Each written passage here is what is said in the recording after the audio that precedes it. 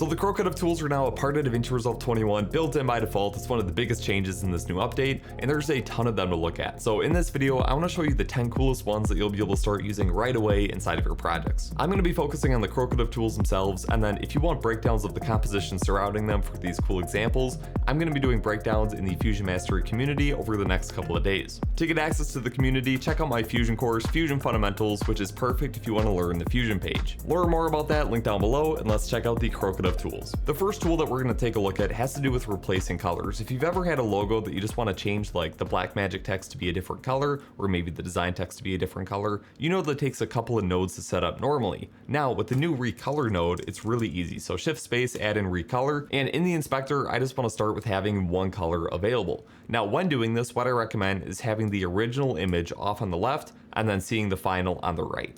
Sometimes with the Recolor node, if I use the eyedroppers and go to the final image, it messes up because it's changing the colors in real time, so it just doesn't pull something correct through. So what we want to do is use the color from one and then go over to the original image. I'm going to select the black magic text, and then with the color 2, I can grab the eyedropper and I'm just going to grab the orange color, and now you can see it replaces that text with that color all in one node. But the cool part about this is I can pretty much add in as many colors as I want. You can see I can set this to be 62, and we just have a stupid amount of controls. So in this case, I'm just going to set it back to be 2. Color from 2, I'm going to select the design text, and we're just going to leave that at black. We're going to kind of flip those around. So this is quite cool. And the one other thing that you can do is use the other pixels and set this to be clear. And what that does is it just removes any pixels that we're not using in our selection. And sometimes with the selection, you have some like weird aliasing around the edges. If that's the case, what you can do is use the tolerance to choose, how many colors around the color you selected, it's going to include in that selection. So in the case of black magic right here, you can see there's some like little artifacts on the outside.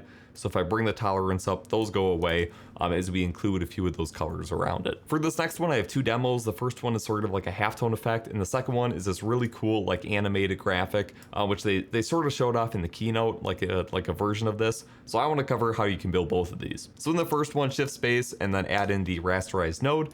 And as you can see right away, it creates this cool black and white halftone with all of these dots reacting based on the image. So over in the inspector, we have the channel set to be luminance. So that means it's going to base the size of all these values off of the brightness of the image. If you want, you can change this to be any of the different color channels, or you could do the alpha channel. Now in this case with videos or a lot of photos, you don't want to use the alpha channel because it's just all going to be the same value. So we're going to keep it with luminance. And then down here we have stuff to change like the size, which is, how many of these dots we actually have, as well as moving this back and forth. We can change the angle of it, just a lot of customization. If you want, you can even take the grid size and shrink this down, so that way it's only doing this in a portion of the image. But under the shape tab, we can use different types of shapes. So instead of doing a circle, we could use a square like I did in my example. And then down here, we can change stuff like the size of these shapes. So size white is going to be how big that the shape is when the image is white, and size black is going to be the same thing, but when it's black. So if these dots down here are too small, we want to come to size black and drag this up.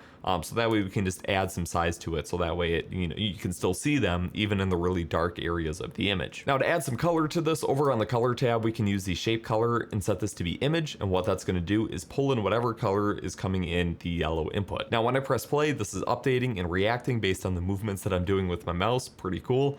Under the controls tab, let's bring the size up or size down just to make it, a little bit smaller. And then maybe we'll do the same thing with the shape. We need to adjust these settings a little bit. And I like bringing the size up above 1, so that way we have some overlap in the bright areas, and it just gives a really cool looking effect. Now for some of the other effects, I have some chromatic aberration thrown on here at the end to give it a cool pixel effect. This tool is a part of Fusion Utilities, and then I have a full video talking about how to do chromatic aberration that I'll link somewhere on the screen. But this next one is a really cool example of how this tool can be used to create some really nice abstract, unique motion graphics. So right here I have a multi-text node that just has 4 different text layers that animate on, just so all of those letters can animate exactly when I want them to. And then I have this going into an erode delete just to make this a little bit bigger, and then I'm using a fast noise to actually set the color, and we'll talk about why that's important. But looking at the rasterize node, you can see that the fast noise is coming into the background, so the text is choosing where it's actually going to be generating some of these shapes. And inside of here, I'm using the alpha channel this time instead of luminance, because that way I can keep the text on a dark color, but still have it only generate inside of the text. If I use luminance, those are all going to be a lot smaller, so I'm just going to use the alpha channel instead. Under the shape tab, this is where it gets really cool. The type, instead of being circle, square, or diamond, I'm using shape, which is going to be an external shape. So that's going to use the green input on this node, and coming from the S render, all I have is this triangle that I just quickly drew with a polygon. Then what I did is just shrunk down the size a little bit so that way I have some padding in between these shapes, and under the shape angle, what I'm doing is using the jitter. So setting the jitter to be 90 and setting the angle step to be 2, it basically means that these are going to rotate back and forth and just have a random value. So that way, you know, if I set this back to the default, they're not all at the same angle. Now under the color tab, instead of using the solid color or using something external, which is going to be using the color coming from the shape itself, we're going to be using image again. And the nice thing about this is even though this gradient isn't smooth, like it has a lot of changes, each one of these shapes are only going to sample one color. So all of these shapes will still be a solid color, even though the background is quite chaotic. So using the fast noise with a gradient setup like so, we can give all of these a unique color. But adding in some glow, some grain, some animation, you get a really cool looking effect. And again, there's going to be a full breakdown in the Fusion Mastery community. Okay, this next one's really cool, and it's the pack node. So right here, I have the Whip Templates logo, and after the letterbox, I'm going to do Shift Space, add in the pack node. And what this does is it's creating a bunch of circles that fill in the logo. Let's go to the color tab and set this to be a dark color just so we can see what's actually happening. Some of the controls for this, like especially with the color, are very similar to the Rasterize node. And in here we can choose again which channel it's using. We can choose which shape it's using to fill in this logo. And then we have stuff like changing how many elements we can have on screen, the minimum size, the maximum size. And you can see with the maximum size, once I get to a certain size, it's not changing anything. And that's because these circles can't get any bigger and still fit inside of the logo. If I want to override that, what I can do instead is use the size multiply, which is going to multiply all the values by this slider, or the size add just to add value to all of the dots. But something I love doing with this is again using an external shape by setting the shape type to be shape.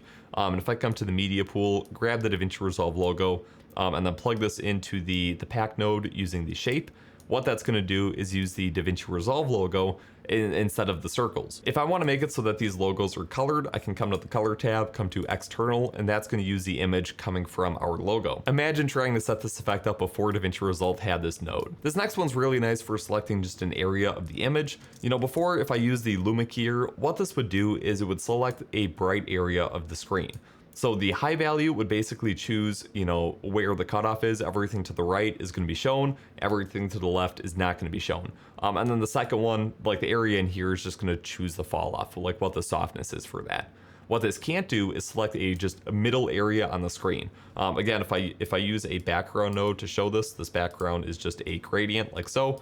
The Luma keyer is always going to show the bright areas on the screen, but it'll choose if we want to hide the dark areas. The new Krokodove node is called Fragments, and when I view this off to the side and change these values, it does the same thing where it cuts off all the dark areas, but as I move this back and forth, it's going to select an area on the screen based on the luminance channel, and I can do this on the red, green, blue, and alpha channels as well. Now looking at the same thing with the video, as you can see, I can just select areas and do like a light sweep effect across this based on the brightness of the image.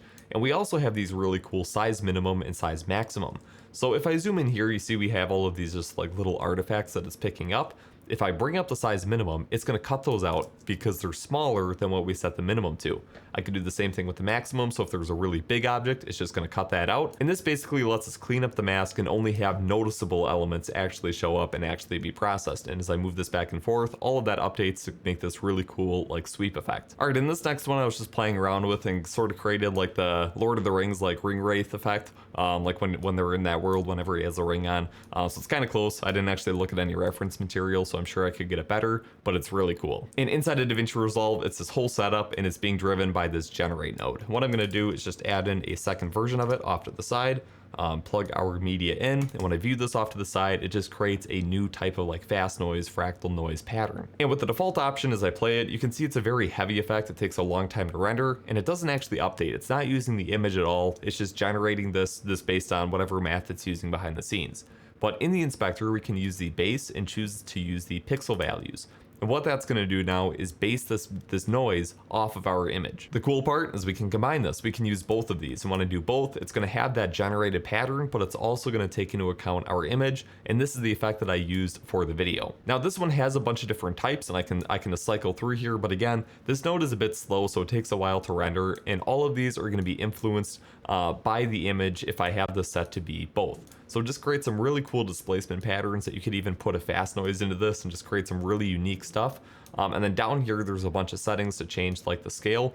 So as I move this back and forth, you can see it's gonna update that. We can change the iteration. So having a lower iterations does make it render faster. We can change how much detail it has.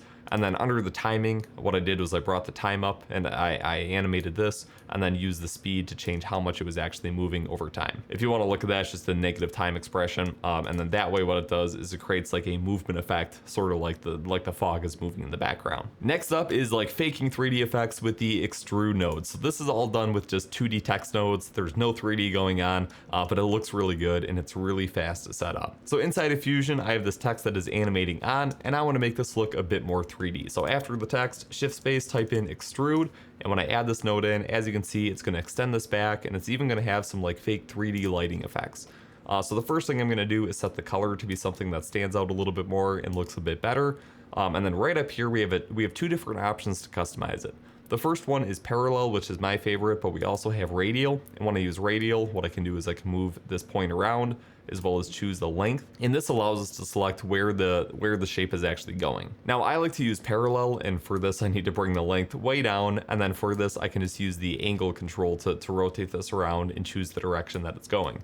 So let's have it go there, bring down the length just a little bit. And then under the light tab, we can turn this on and off, as well as change the angle to choose which way the light's coming from. And it gives a really nice shading effect and just adds a ton of depth to this effect. Look at that, super easy to set up, it plays back well, and I did not need to go into the 3D system. All right, next up we have the stretch node, which creates this cool like stretch text effect. And I have that animated as well, just using the offset controls.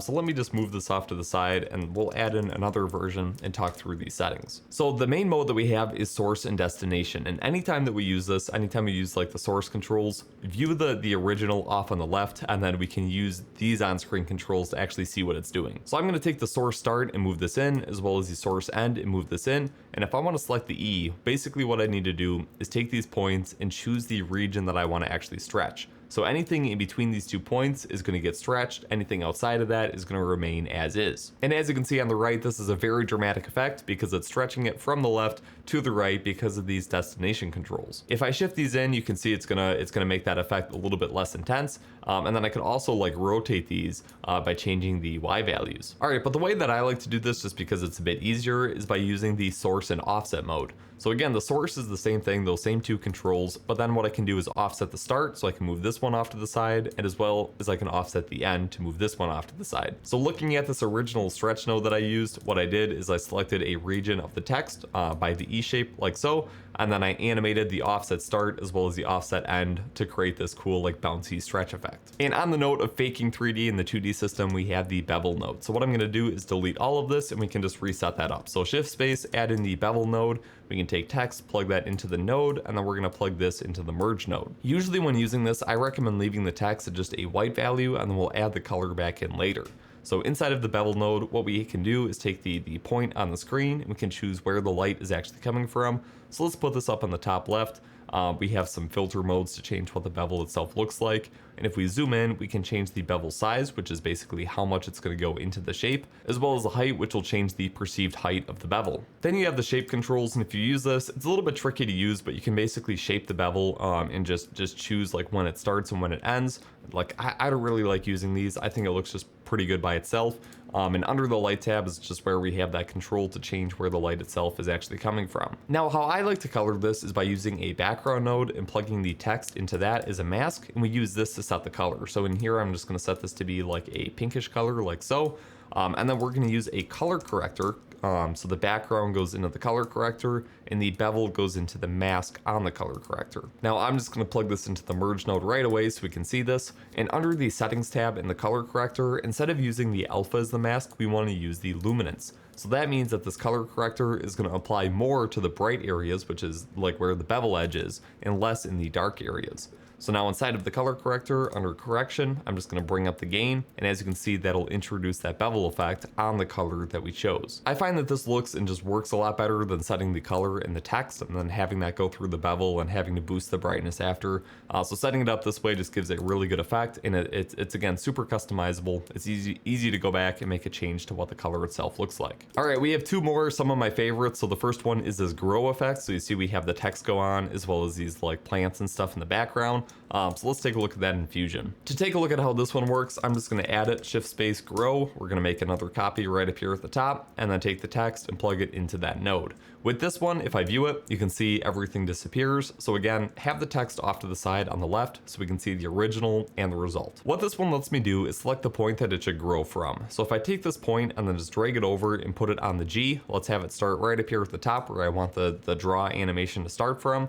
Using the grow end, what I can do is bring this back and forth, and it just draws that shape on and just follows those pixels. Now it does have some softness, so we want to take the softness start and bring that down so that way it's fully drawn on. And we'll probably put that point right on the edge like so. And then the softness end we can bring all the way down to make it look more like a pencil. And now all I need to do is animate this control and it writes that on. Now if I want to do multiple letters, I can do that all inside of one node. So over on the next tab, we have seeds, and the seeds choose where it starts growing from. So this right here is called a seed. Now in the case of this text, we have 4 letters. So I'm just gonna type in 4, and then we'll grab these points. So we'll grab the second one, put this down here for the R. We'll grab this one and use it for the O, and then finally we'll do one for the W. And now going back to the controls tab, we can take the grow end and move this back and forth, and it's gonna write all of those on. Now, if I leave this somewhere in the middle, we can come to the seeds tab and we can add just a little bit of offset. So if I offset the R, if I offset the O, and then offset the W, what that means is when I animate this, is it's gonna write them all on sequentially. And so if you take that with some text, some images, and have a paper texture in the background, it looks really cool. All right, the last one we have is built inside of the 3D system. You can see we have all of these spheres changing in size and reflecting the background behind it. So let's take a look at that inside of Fusion. Now, just so this doesn't go super slow, I'm gonna go into the render node and turn off the depth of field effects so that way it plays back quite a bit better. And the node that we're gonna be looking at is the map duplicate node. So here inside of the 3D system, I have the shape that has reflections of the environment around it. And then I'm just gonna do shift space, type in map duplicate. It will take the shape, plug it into that, and we'll create a separate version off on the right. So right away, it's creating this cool cube that has all of these shapes. And again, the reflections and stuff are still working on all of these. And in the inspector, we can choose how many duplicates it has within this box and all of the different axes. And then we can use the size to spread those out and make this a lot bigger of a shape. Under the probability option, what we can do is take the probability base and bring this down, and that makes it so that not all of them will actually spawn in, and we can kind of thin out the shape a little bit. We can also use probability maps. So what we can do for that is use like a fast noise node, and having the map duplicate selected, if we drag the fast noise over and drop it in one of these boxes, what it's going to do is it's going to use the fast noise to actually customize how likely it is for these to spawn. So if I bring up the contrast, play around with these settings, you can see it's gonna eat away at the shape and cut out a section based on what the fast noise itself is doing. Now in this case, what I'm going to do is delete that and just maybe change the probability base a little bit, and I want to use more of the randomness under the transform tab. So in transform, like under scale, we can multiply all of these by a value to make them bigger or smaller, or we can use a map to do that automatically. So right up here, I have a fast noise node that's animated with a seed rate, and using the map duplicate, if I drag this over and put this into like the scale X and Y, maybe put this in the scale Z and X, it's gonna change the size of these, and they're gonna change over time because the map itself is actually animated. Down at the bottom, we can change the scale white, and we can drag this up so that way they're a lot bigger. And we can also change the scale black if we want to. But now we have this really cool shape, and all of these are animating individually. The map duplicate is going to create some really cool stuff for motion graphics, like just some more abstract designs and a bunch of cool like repeating patterns. So I'm really excited to see what people build with that. Again, if you want full breakdowns of all of these compositions, how I did the animations, how I went through and built the 3D system, check out the link down below to join the Fusion Fundamentals course. That way you learn about Fusion and get to learn about all of these cool effects inside of the community. This has been a really cool update, and I do want to make some more videos on it. So let me know down in the comments what your top 3 Krokodove nodes are, whether they're in this video or not, and hopefully I can make some more videos on them in the future. Let me know if you have any questions, and I'll see you in the next one.